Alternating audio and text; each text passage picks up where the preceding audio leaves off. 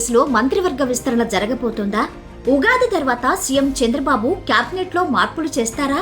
ప్రస్తుత పరిణామాలు చూస్తుంటే అవుననే అనిపిస్తోంది.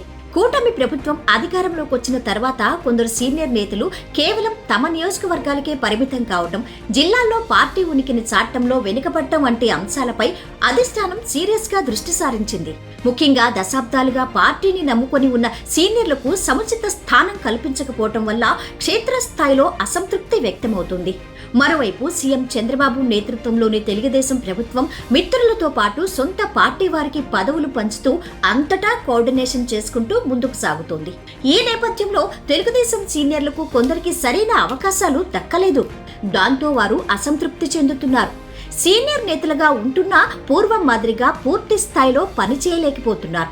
తమ సొంత నియోజకవర్గాలకే పరిమితమవుతున్నారు. మంత్రి పదవి ఇస్తే కనుక వారు జిల్లా రాజకీయాలను శాసించడమే కాదు, కూటమి ప్రభుత్వాన్ని మరింత బలోపేతం చేస్తాం అంటున్నారు. కూటమి పాలన కావటం, మిత్రులకు పదవులు కట్టబెట్టడం, ఇతర ఈక్వేషన్స్ వల్ల సీనియర్లకు అవకాశాలు ఇప్పటిదాకా రాలేదని అంటున్నారు. అయితే ఇప్పుడు టీడీపీ సీనియర్ల గురించి సీరియస్ గానే ఆలోచిస్తుందనే టాక్ వినిపిస్తోంది. ముఖ్యంగా సామాజిక సమీకరణాలు, ప్రాంతీయ సమీకరణాలతో ప్రధానంగా ముగ్గురికి మంత్రి పదవులు దక్కే అవకాశం ఉందని రాజకీయ వర్గాల్లో చర్చ నడుస్తోంది.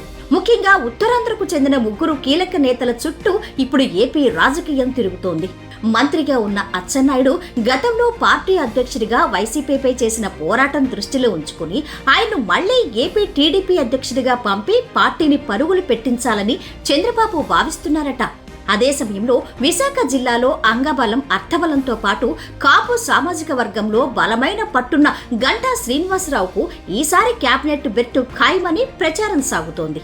మరోవైపు ప్రస్తుతం పార్టీ అధ్యక్షుడిగా ఉన్న పల్లా శ్రీనివాసరావు తమ సాఫ్ట్ నేచర్ పక్కన పెట్టి మంత్రిగా జిల్లా రాజకీయాల్లో యాక్టివ్ అవ్వాలని కోరుకుంటున్నారు. ఈ క్రమంలో గంటా, పల్లా ఇద్దరికీ మంత్రి పదవులు ఇచ్చి అచ్చెన్నాయుడికి పార్టీ బాధ్యతలు అప్పగించేలా ఉగాది తర్వాత తీపి కబురు అందుతుందని రాజకీయ వర్గాల్లో జోరుగా చర్చ సాగుతోంది. అయితే కేవలం ఉత్తరాంధ్ర ప్రాంతానికి చెందిన వారికే మంత్రి పదవులు ఇస్తారా? అలా జరిగితే వచ్చే అసంతృప్తులు చంద్రబాబు ఎలా బుజ్జగిస్తారు అన్న విషయం తెలియాలంటే ఉగాది వరకు ఆగాల్సిందే.